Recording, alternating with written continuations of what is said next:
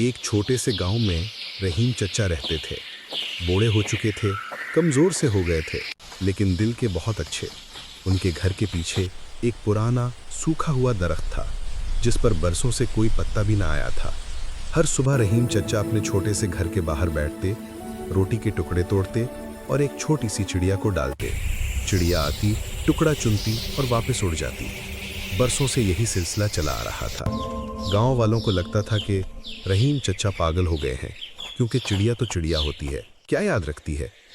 एक दिन रहीम चचा बीमार हो गए। बुखार ने तोड़ दिया।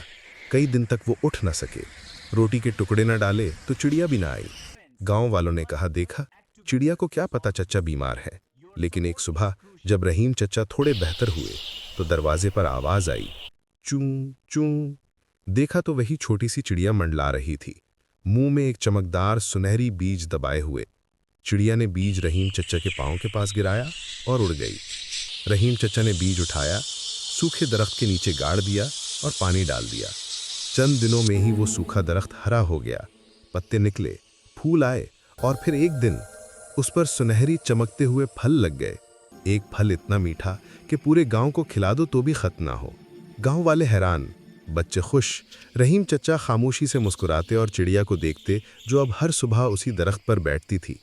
एक दिन एक बच्चे ने पूछा, चचा, ये दरख्त तो बरसों सूखा था, ये सुनहरी फल कैसे लग गए।